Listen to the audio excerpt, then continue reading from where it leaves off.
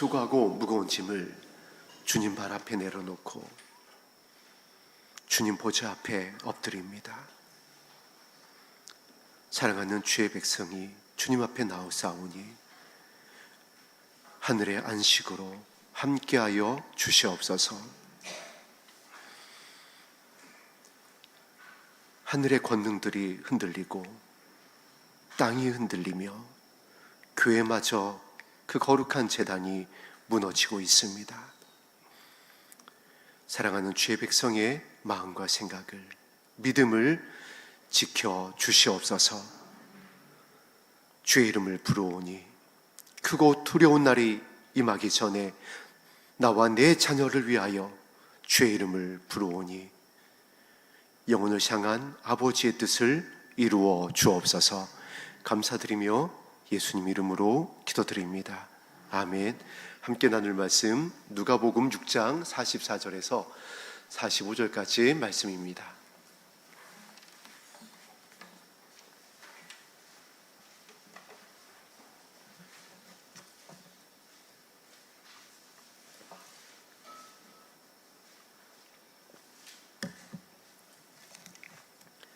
신약성경 누가복음 6장 44절 45절 두 절 말씀 한 목소리로 합독합니다.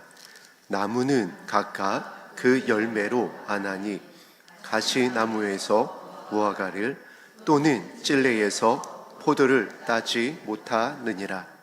선한 사람은 마음에 쌓은 선에서 선한 내고 악한 자는 그 쌓은 악에서 악을 내나니 이는 마음에 가득한 것을 입으로 말함이니라. 아멘. 예수님께서 이제 천국복음을 말씀하시던 공생의 초기에 가르치셨던 말씀 중에 하나입니다. 그런데 그 말씀 중에 중요한 말씀의 기준을 우리에게 알려주고 계십니다. 오늘 바로 말씀의 제목처럼 마음에 가득한 것이라는 겁니다. 예수님께서는 저와 여러분들에게 이 많은 것을 가르쳐 주신 다음에 그 가르침의 결론이 온유와 겸손이라고 그랬습니다. 많은 천국복음을 전하여 주셨는데 그 천국복음을 저와 여러분들이 제대로 들었다고 한다면, 정말 목자의 음성을 따라가고 그 말씀에 순종했다라고 한다면 나오는 두 가지 모습이 있는데 바로 온유와 겸손이라는 겁니다. 우리의 마음이 새로워진다는 겁니다. 그리고 이 온유와 겸손의 모습은 바로 태초의 사람 아담과 하와의 모습이었습니다. 하나님의 모양과 형상대로 지음을 받았었던 원래 우리의 모습이었어요. 하나님의 영광을 옷 입고 있었던 저와 여러분의 모습은요, 사나운 모습, 시기가 가득한 모습, 또 질투하고 나누는 살기가 가득한 모습이 아니었습니다. 우리의 모습은 온유하고 겸손한 모습이었습니다. 그래서 아버지 하나님과 동산에서 함께 거닐었었습니다. 그런데 그것을 성경 말씀을 보니까 우리가 내어 주었다라고 그랬습니다. 사단이 그렇게 얘기했습니다.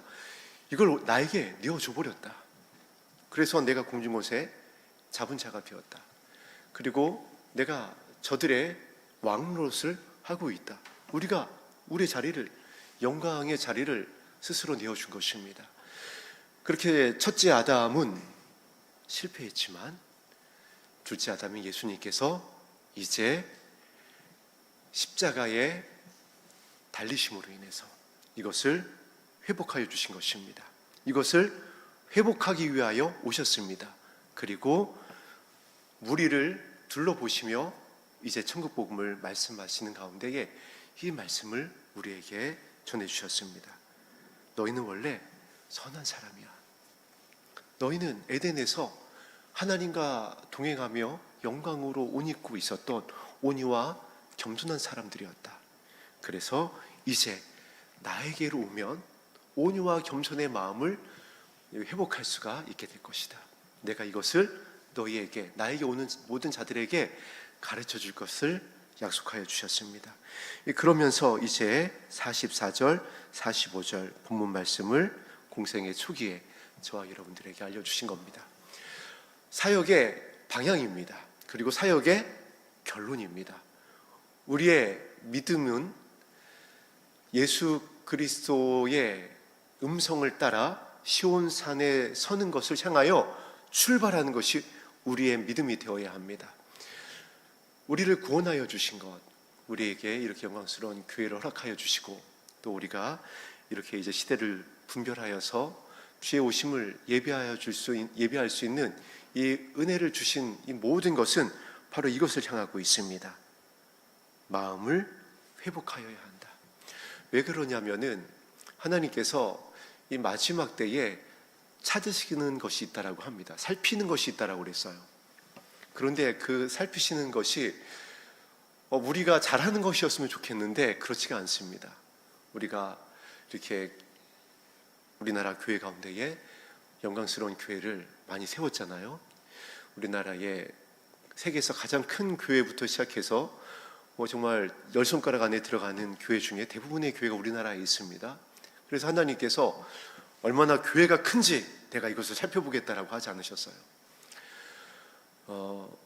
얼마나 많은 교회를 또 개척했는지, 또 얼마나 많은 직분을 받고 은사를 받고 또 선교를 나갔는지 이것을 살펴보겠다라고 하지 않으셨습니다.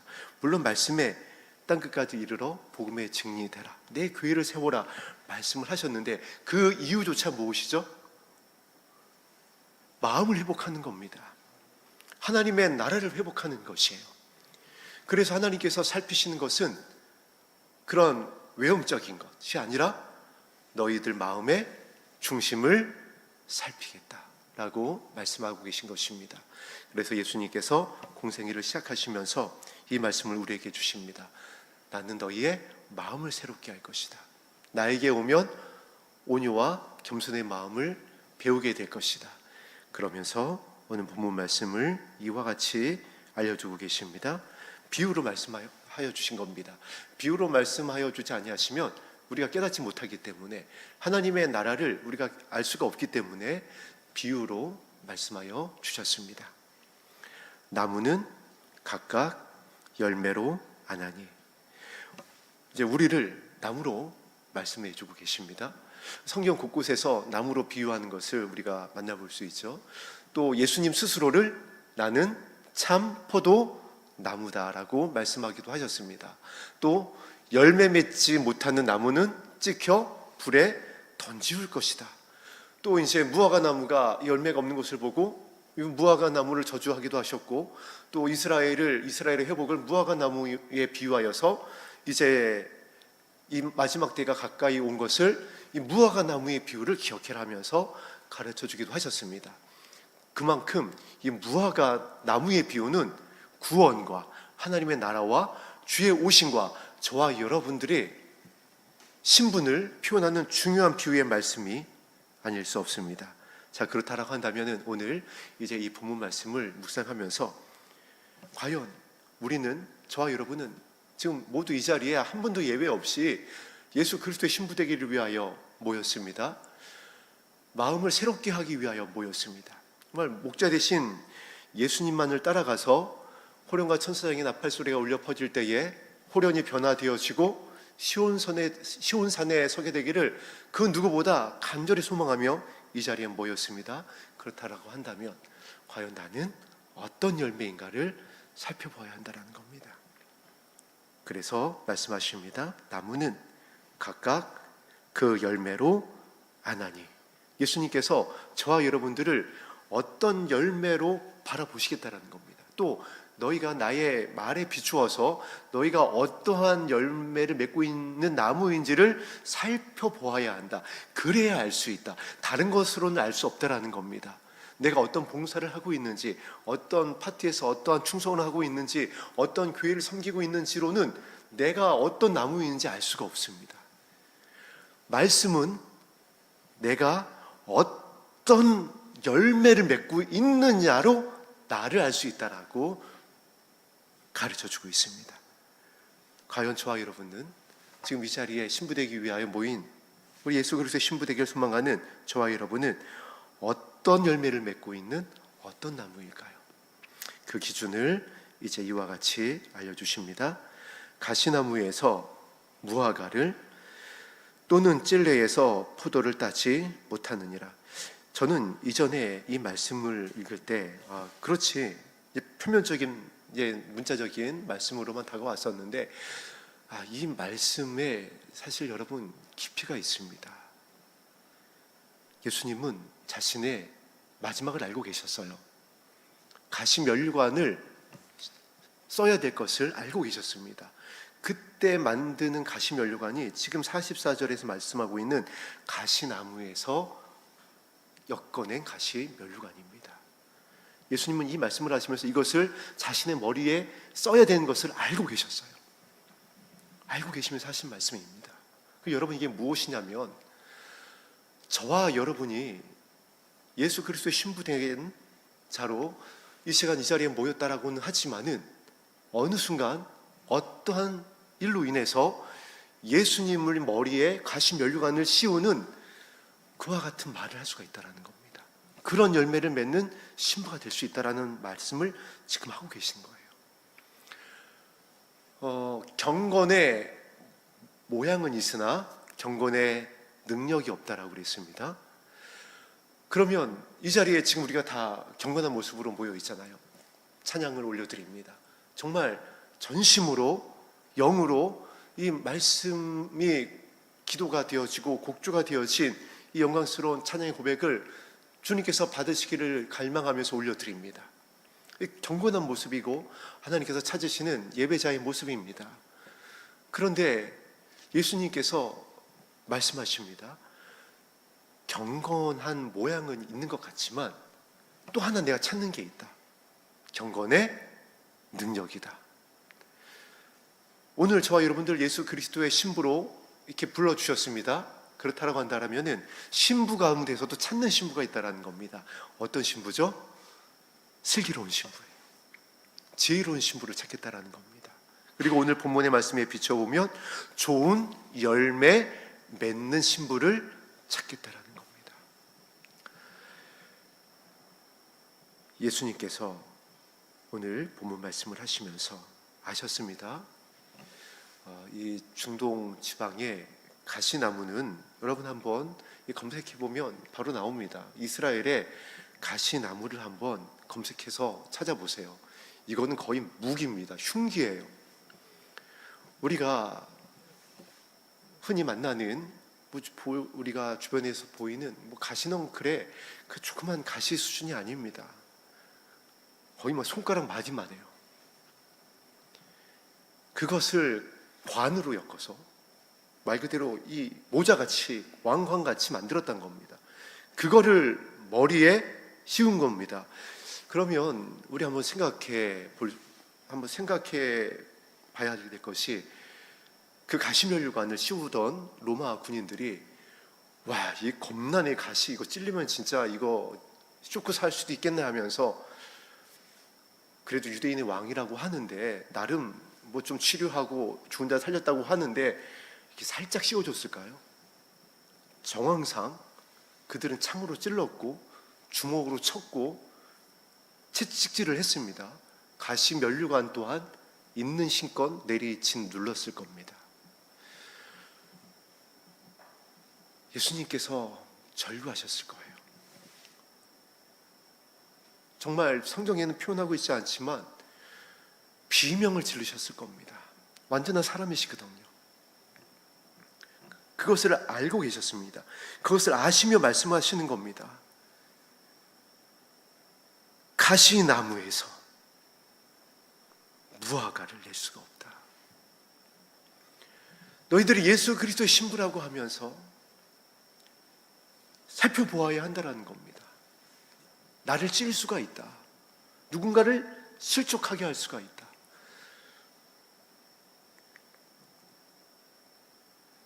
그래서 내가 어떤 열매를 맺고 있는지 알아야 된다는 겁니다. 이것은 나중에 많은 말씀으로 연결이 되어집니다. 너희가 주여 주여 하지만은 나의 뜻대로 행하지 아니하면 아버지의 나라로 올 수가 없다. 너희가 가시였다라는 겁니다. 가시나무였다라는 겁니다. 가시로 나를 찔렀다라는 겁니다. 나는 저를 살리기 위하여 가시 면류관을 참아냈는데, 그 가시 면류관을 받았고 그 잔을 받아 마셨는데, 내가 살리고자 하는 저를 너희는 가시로 찔렀다, 가시로 죽였다.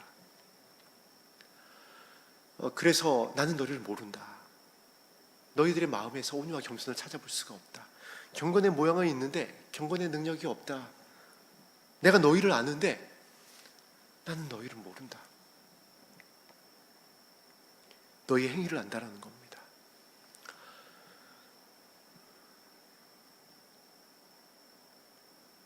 그래서 44절 말씀에 이렇게 기록하고 있는 겁니다.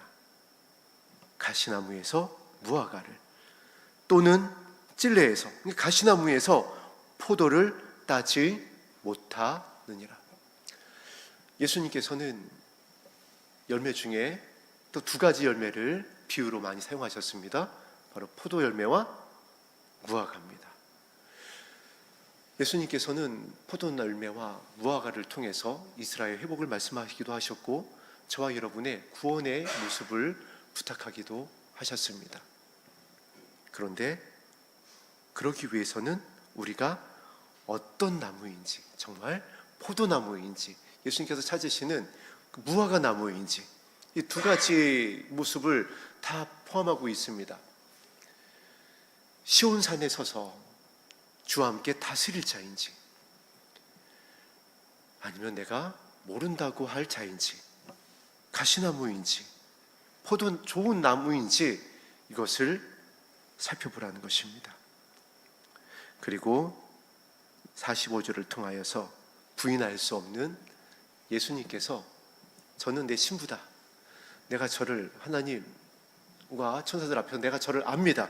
오늘 44절에 그 열매로 아나니라고 했었던 말씀처럼, 하나님, 내가 저를 압니다. 저는 좋은 열매를 맺었습니다. 저는 포도 열매를 맺었습니다. 저는 무화과 나무 열매를 맺은 나의 신부입니다. 내가 저를 압니다라고 하는 예수 그리스도의 슬기로운 신부는 이와 같이 45절에 말씀하고 있습니다. 그는 선한 사람이다. 이 선한 사람이다라는 말씀을 우리가 묵상할 때에 우리가 함께 떠올릴 수 있는 말씀이 있습니다. 나는 선한 목자다. 선한 목자의 특징을 예수님께서 그 증거를 가르쳐 주셨죠. 선한 목자는 양떼들을 위하여 목숨을 내어준다. 그래서 이제 이리가 나오면은 다윗과 같이 물매를 드는 겁니다. 이 포식자리 나타나면은 다윗과 같이 목숨을 걸고 양떼들을 지켜내는 겁니다. 이 성경에서 양떼들은 하나님의 소유된 백성을 비유하고 있습니다. 그래서 예수님은 선한 목자이기 때문에 아버지의 마음, 온유와 겸손의 마음을 품고 있는 선한 목자이기 때문에 목숨을 내어 주십니다. 그 말씀을 함께 우리가 떠올릴 수 있습니다. 그래서 선한 사람은, 좋은 열매 맺는, 포도 열매를 맺는, 무화과 열매를 맺는 슬기로운 신부는 그와 같은 말씀입니다. 그래서 예수님이 선한 목자가 되어주셔서 양떼들을 위하여서 목숨을 내어주듯이 선한 사람의 증거를 예수님께서 또 가르쳐 주셨습니다. 친구를 위하여 목숨을 내어준다. 자, 친구를 위하여 목숨을 내어준다. 예수님께서 저와 여러분을 이제 종이라 부르지 않고 무엇이라 부른다고 하셨냐면, 내가 너희를 친구라 하노니. 그리고 예수님은 말씀대로 친구된 저와 여러분을 위하여 십자가에서 저와 여러분을 향한 하나님의 사랑을 확증하여 주셨습니다.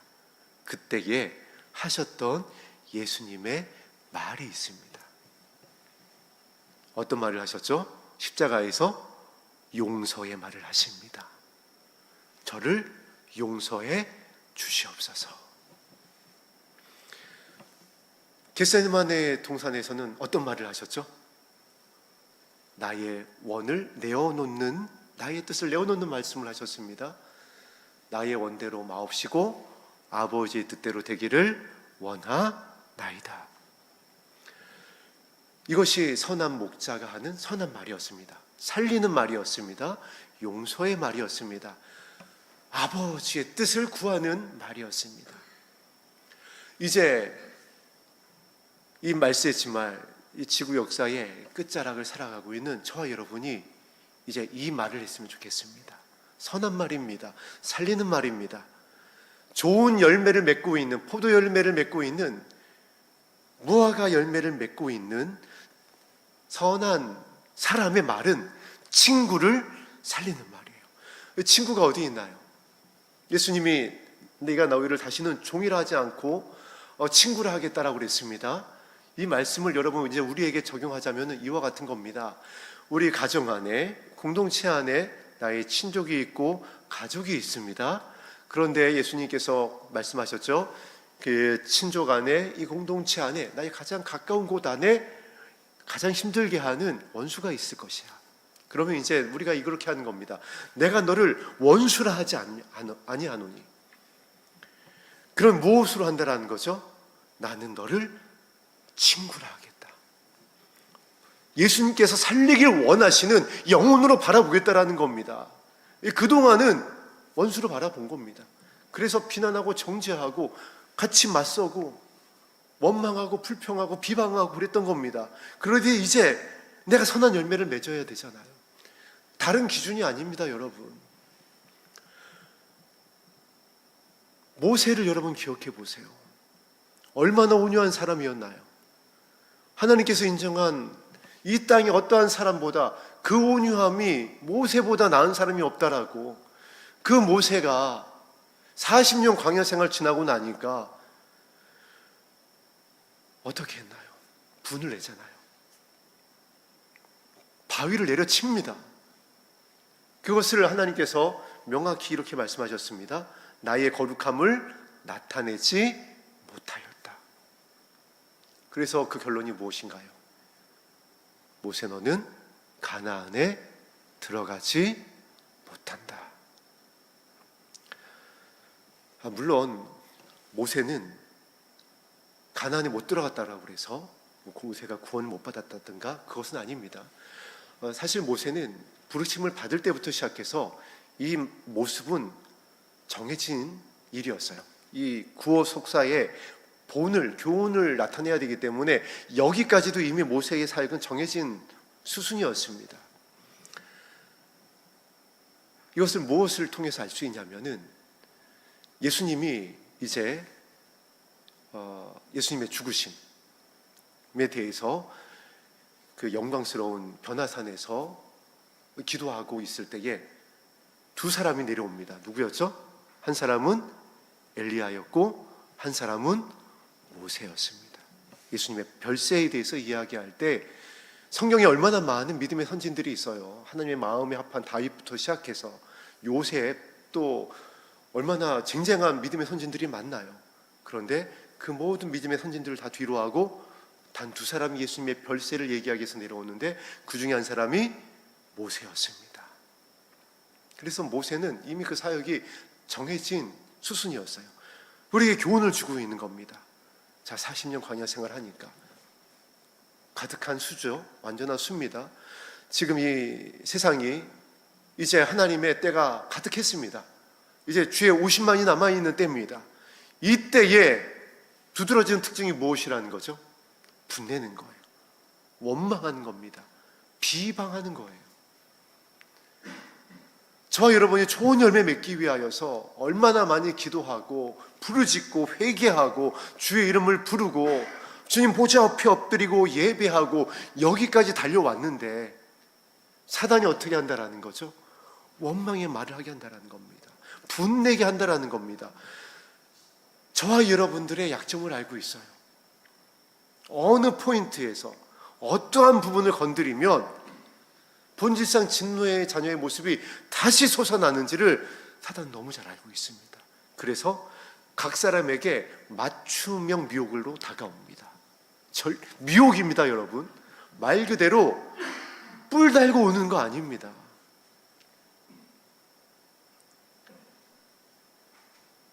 사탄이 아닌 것 같이 너무나도 정당한 모습으로 다가온다라는 거예요. 이 실수를 지난주에 나눴던 것들이고는 실수 정도가 아니라 구원에서 멀어지게 하는 이 실수를, 이 말을 사실 가장 누가 하냐면은 강단에서 말씀을 맡은 사역자들입니다. 특히 이 마지막 때 사역을 한다고 하는 목사님들이에요. 전도사님들이에요. 우리 전도사님 여기 앉아 계시네요.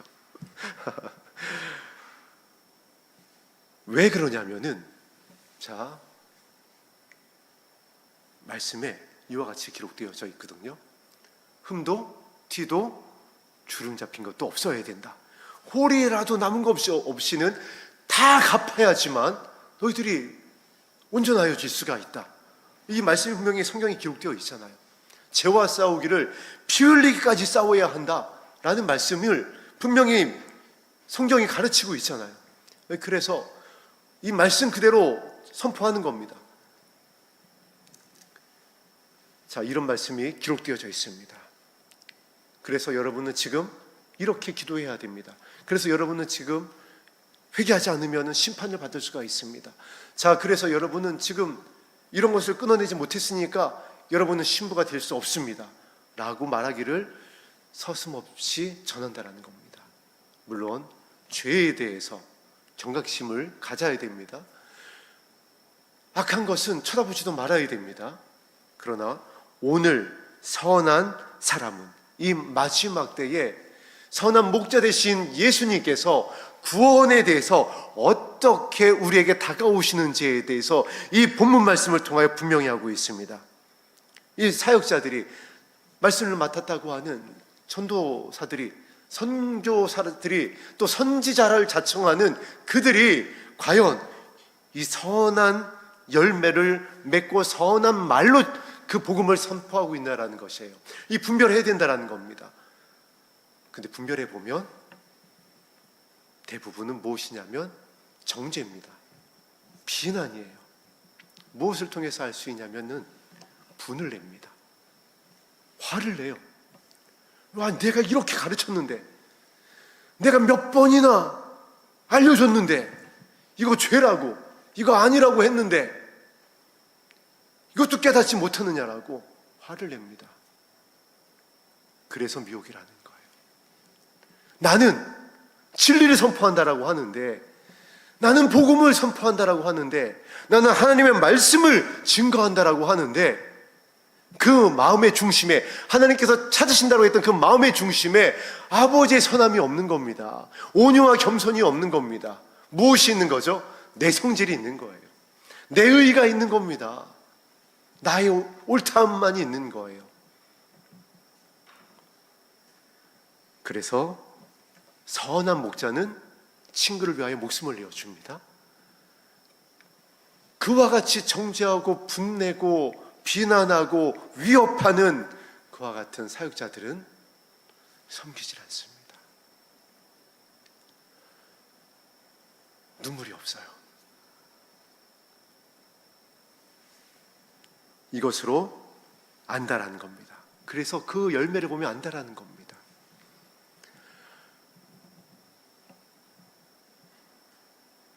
(45절) 말씀 우리 다시 한번 합독합니다. 시작. 선한 사람은, 거기까지요. 지금 합독한 말씀 안에서도 무엇이 나오죠? 마음에 쌓은 선에서. 예수님이 마지막 때에 찾으시는 마음은 온유와 겸손이라고 그랬습니다. 하나님께서도 마지막 때에 나는 너의 마음의 중심을 보시겠다라고 그랬어요. 함께 이 자리에 지금 모인 저와 여러분들의 마음의 중심을 보겠다라는 겁니다. 이 자리에 나온 것이 너무 귀합니다. 신부되기 위한 여러분의 그 마음의 중심을 하나님께서 아십니다. 그래서 저와 여러분을 긍휼히 여겨주시고 선한 목자를 따라서 시온산에 서서 백마 타고 이 땅의 천년왕국에 내려와서 주와 함께 다스리는 영광스러운 신부 되기를 아버지께서 원하시며, 오늘 예수 그리스도 말씀이 육신이 되어 오신 예수님을 통하여 이 사역 초기의 그 방향을, 또 그 결론을, 그 마지막을 분명히 하고 계신 겁니다. 선한 사람은 선한 목자는, 예수 그리스도의 신부는 호련히 변화가 되어질 슬기로운 등과 함께 기름을 준비한 신부들은 마음에 무엇이 쌓여있다? 선한 것이 쌓여있다. 이 선한 것이 무엇인가요? 아버지의 마음입니다. 살리고자 하는, 영혼을 향한 아버지의 마음이에요. 창세기부터 시작하여 계시록까지 한 영혼도 잃어버린 바 되지 아니하고 살리기를 원하시는 아버지의 마음입니다. 이 마음이 쌓여있다라는 거예요. 선한 사람은, 친구를 위하여 목숨을 내어주는 선한 사람은, 정말 영혼을 향한 아버지의 뜻을 이루는 선한 사역자는, 선교사는, 전도사는, 선지자를 일컫는 그들이 정말 아버지의 영혼을 향한 뜻을 이루고 있는 하나님께서 찾으시는 선한 사람이라고 한다면은 살리고자 하는 아버지의 긍휼이 가득 차 있다는 겁니다.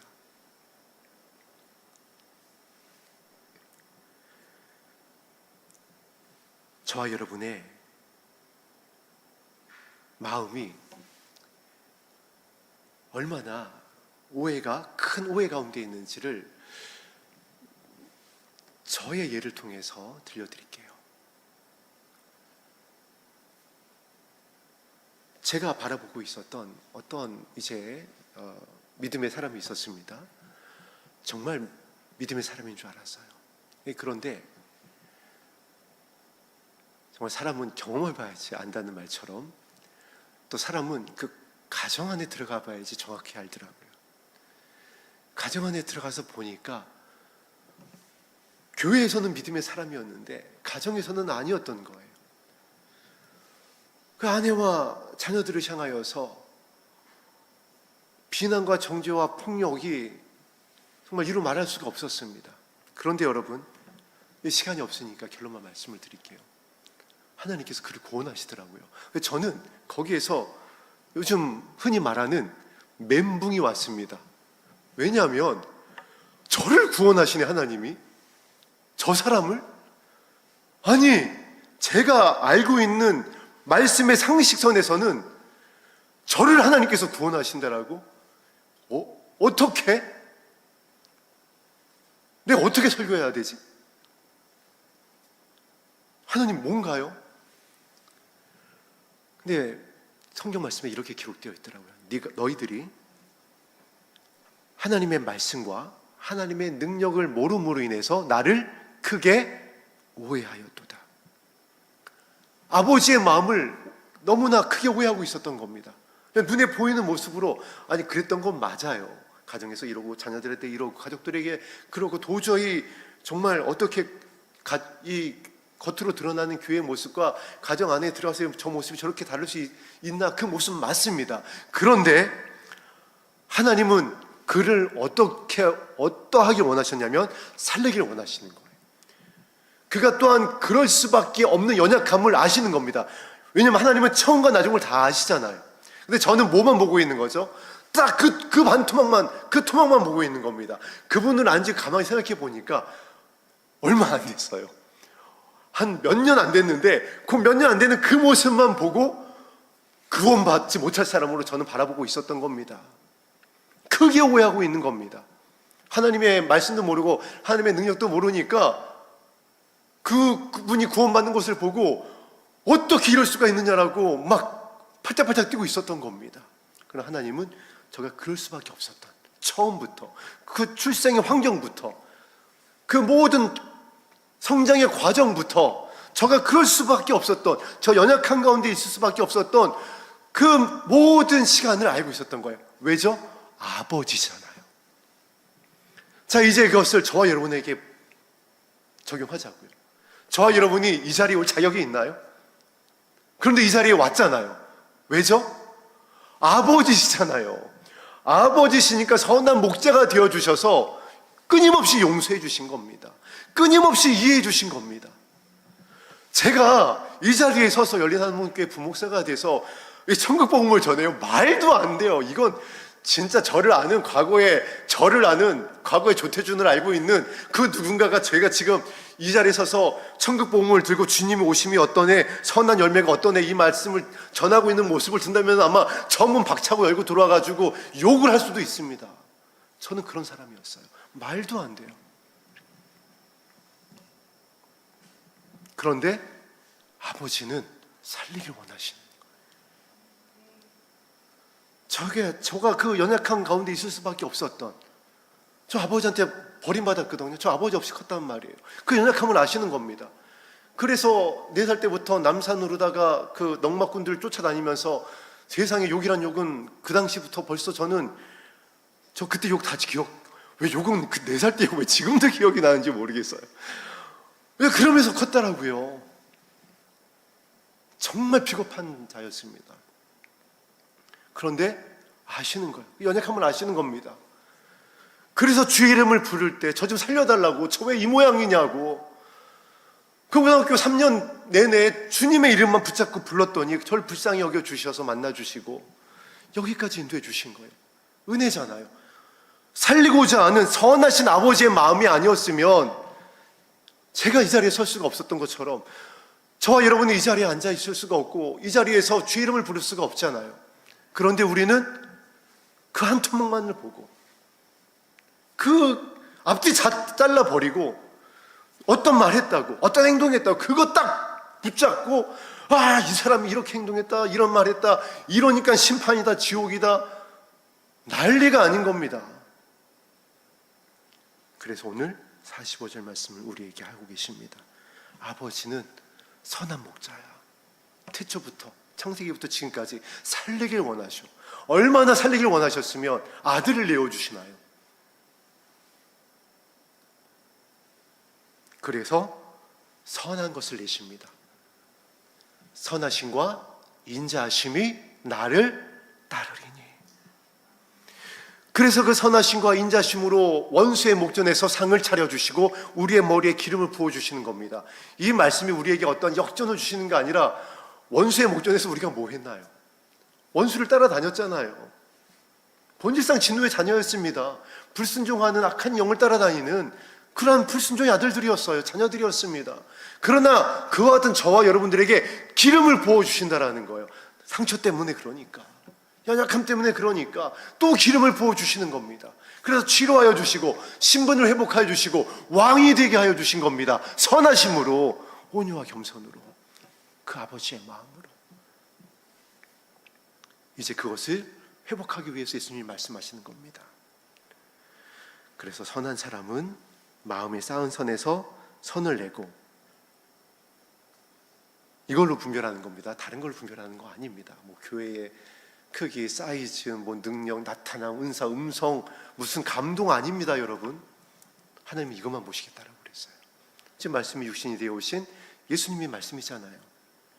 자, 그렇다라고 한다면은 악한 자는 그 쌓은 악에서 악을 내나니. 그리고 이 말씀이 더더욱이 심각한 게, 이게 지금 불신자들에게 하는 말씀이 아니라는 겁니다.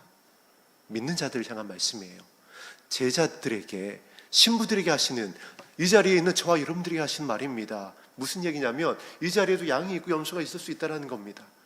이 자리에도 선한 열매를 맺는 누군가가 있을 수 있고, 가시나무 열매를, 예수님의 머리에 다시 가시관을 씌우는, 예수님의 옆구리에 다시 창을 찌르는, 누군가를 실족하게 하는 악한 열매를 맺고 있는 신부가 있을 수 있다라는 겁니다.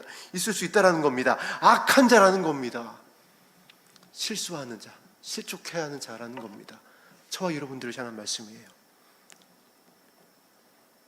그 증거가, 이는 마음에 가득한 것을 지금 입으로 말하고 있다. 그럼 이제 이쯤에서 우리는 또 하나 궁금해할 수 있습니다. 왜 이렇게 예수님은 이 말에 집착하시지? 좀 말을 잘못할 수도 있지. 이 수많은 말을 하는데 왜 이렇게 말에 이렇게 비중을 두시는 거지? 이유가 있어요, 여러분. 그 이유는 창세기 1장 1절에 기록되어 있습니다. 태초에 하나님이 천지를 창조하셨는데 무엇으로 창조하셨죠? 말씀으로 창조하셨어요. 여러분, 저와 여러분은 하나님의 모양과 형상으로 지음을 받았습니다. 저와 여러분의 말은 창조의 능력이 있어요. 그래서 야고보에서는 그 말로 죽일 수도 있다, 그 말로 살릴 수도 있다. 여러분, 최진실 씨 아시죠? 최진실 씨가 왜 자살했나요? 배는 말 때문에 자살을 한 거예요.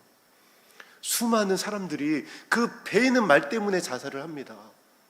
스스로 목숨을 끊는다고요. 죽이는 말이에요. 말씀 그대로입니다. 제가 1993년도에 어느 서울에 있는 시립 직업학교를 다녔는데 그때 신우부장이었어요. 여자 신우부장이 있었습니다.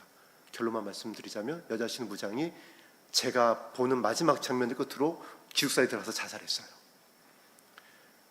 말 때문에 자살했어요. 친구들의 말 때문에. 지금도 기억납니다. 제가 그 뒷모습을, 마지막 모습을 지켜봤었어요. 정말 그 소식을 듣고 목매달아서 자살했거든, 기숙사에서요. 제가 막 태어나서 그렇게 울었던 적이 없었던 것 같아요. 내가 그때, 왜냐면 좀 뭔가 힘들어하는 것 같아서 얘기를 할까 말까 했었거든요. 그때 내가 붙잡고 얘기를 했었더라면 살았을 것 같은 거예요. 왜냐면 어떤 배 있는 말 때문에 상처받고 가는 걸 알고 있었기 때문에. 여러분, 저와 여러분의 쌓은 악이 있습니다. 그런데 그 악이 어떤 악이냐면 오해하고 있다라는 겁니다. 내가 신부됐다라고 그래서, 내가 거룩한 주의 백성이 된다라고 그래가지고 가정에 돌아가서 공동체 안에 와서 이 관계 안에서 악한 말을 한다는 겁니다. 근데 말에 이유가 있어요. 미혹받았으니까 내가 이렇게 말하는 건 당연하다는 겁니다. 저가 저랬으니까, 저가 저렇게 얘기했으니까 나는 그걸 전하는 것뿐이야. 저가 저렇게 행동을 했으니까 공동체를 위해서, 저의 영혼을 위해서 난 이렇게 말을 하는 거야. 다 이유가 있어요. 그래서 예수님이 44절, 45절 말씀을 합니다. 마음을 살펴라. 동기를 살펴라. 온유와 겸손이 있느냐? 살리고자 하는 아버지의 선하심과 인자심이 있느냐? 그거 없으면 차라리 입을 재갈 먹여라. 입을 닫아버려라. 야고보서의 말씀이잖아요.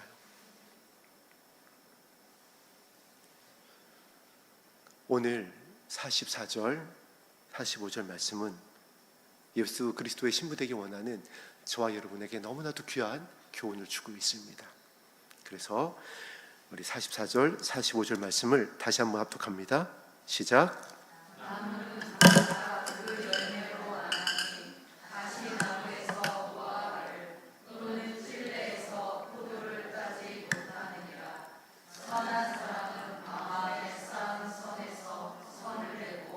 악한 자는 그 쌓은 악에서 악을 내나니 이는 마음에 가득한 것을 입으로 말함이니라.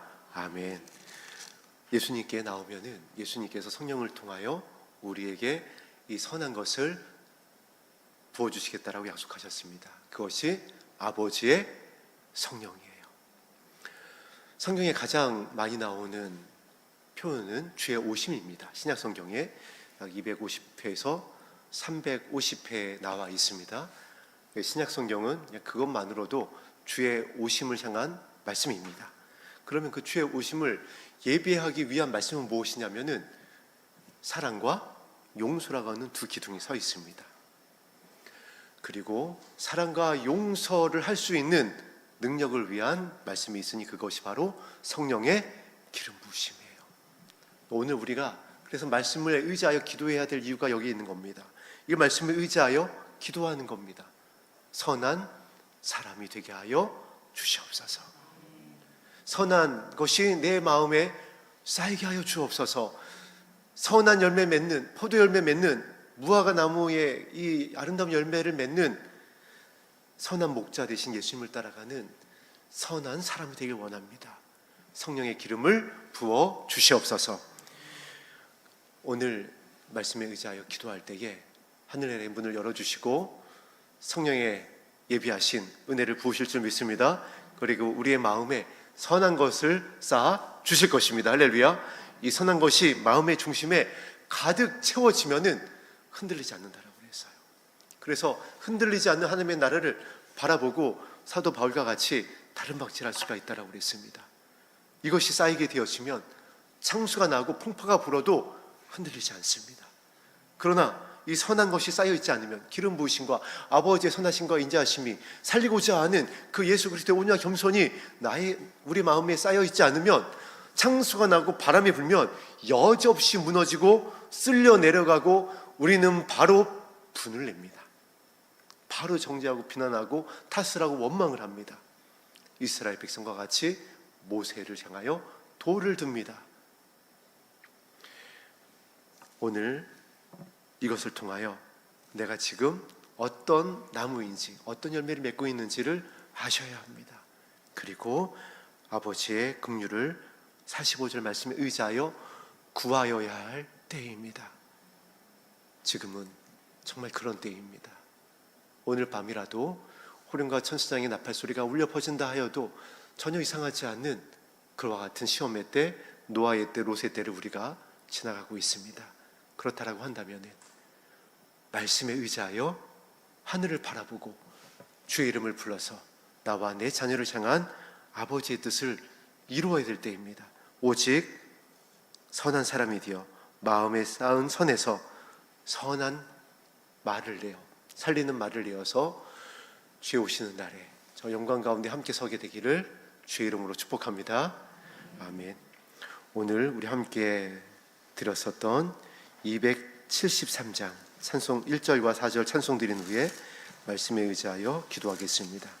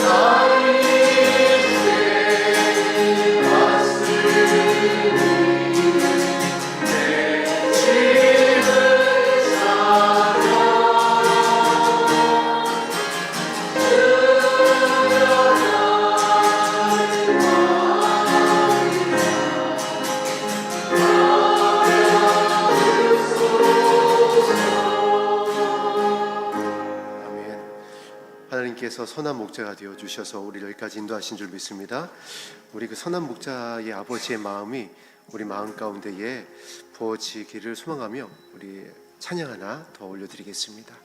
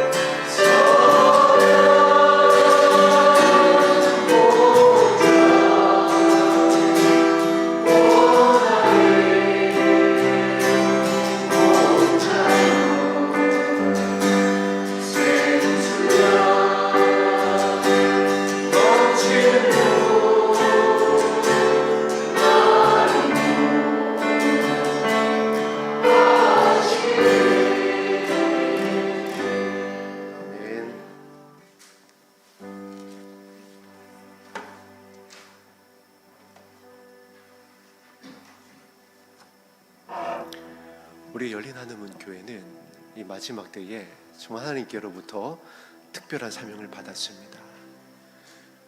주의 오심을 예비할 뿐 아니라 남은 자를 향한 아버지의 뜻을 이루어 달라고 하는 특별한 부르심을 우리가 받았습니다. 그러다 보니까 사단이 가만히 있을 수가 없죠. 큰일 난 겁니다. 여러분, 우리 열린 하늘문 교회가요, 정말 여러분이 모여서 깨어서 기도하고 말씀에 의지하여 온유와 겸손으로 선한 것을 내어주고 그렇게 기도하기 시작하면은 하나님의 나라는 사람이 많고 적음에 있지 않습니다.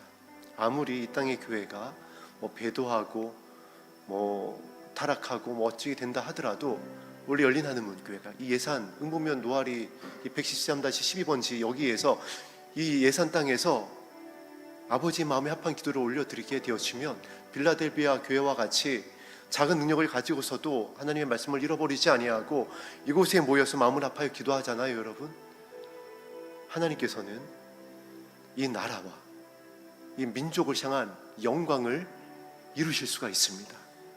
그렇기 때문에 사단이 이 교회를 가만히 둘 수가 없는 겁니다. 공격 루트가 뻔합니다. 말씀에 이미 성경에 다 나와 있어요.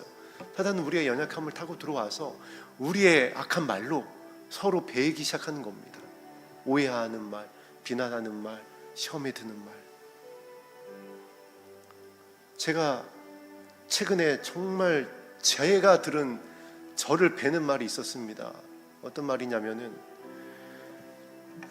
교회 재정을 공개하지 않는 것은 둘째 아들 성찬이 수술비가 수천만 원 들어가는데 그거를 교회가 다 부담을 하고 있기 때문에 그것을 좀 이렇게 꺼내놓기가 그러니까 교회 재정을 공개하지 않는 것이다라는 말을 들었습니다. 정말 여러분 죄송합니다. 미치겠더라고요. 이런 겁니다, 여러분. 그럼 제 아들 때문에 교회가 재정을 공개하지 않는 것으로 얘기가 나온 거예요.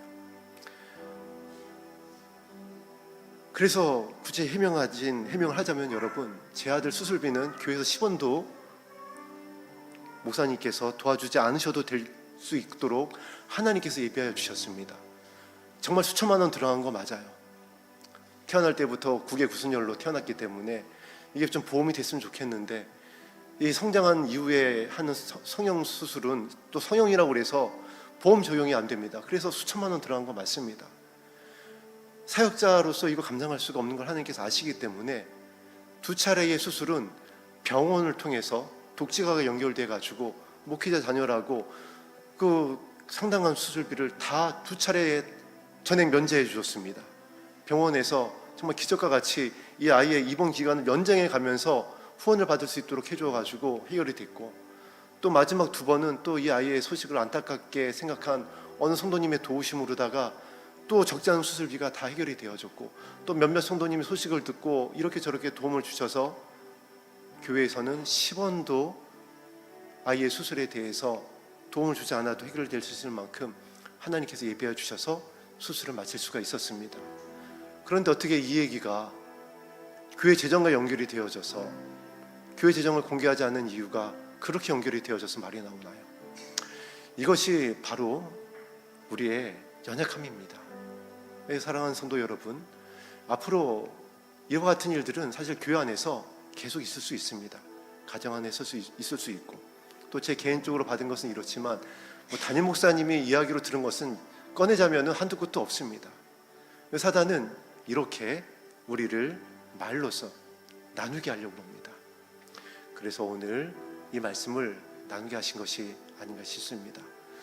우리가 예수 그리스도의 순결한 신부가 되어지는 것, 다음 주에 이 말씀을 이어서 계속 나눌 것인데, 하나님은 너희들의 말이 내 귀에 들린 대로 내가 행할 것을 말씀해 주셨어요. 그래서 사단은 밀가부르듯 할 겁니다. 또 이 말씀을 어느 분이 하셨는지, 어떤 분들이 몇몇 분이 나누었는지 저는 알 수가 없지만 알고 싶지도 않습니다. 그 여러분에게 부탁을 드립니다. 꼭 그 얘기가 아니라 모든 성도님들이 앞으로 사단은 반드시 밀가부르듯 할 거예요. 계속 생각을 넣어준다라고 그랬습니다. 악한 말을 내게 계속 넣어주는 겁니다. 그럴 때에 오늘 말씀을 여러분 기억했으면 좋겠습니다. 살펴보세요. 이것이 아버지의 선하신 것 인자심에서 나온 것인지, 이것이 선한 것인지 살리는 말인지 아닌지를 우리가 함께 분별하고, 우리가 나의 가정 안에서, 이 공동체 안에서, 우리 교회 안에서 더 이상 사단이 틈타지 못하도록 우리의 마음과 생각을 지켰으면 좋겠습니다. 할렐루야. 우리 말씀에 의지하여 함께 기도하겠습니다.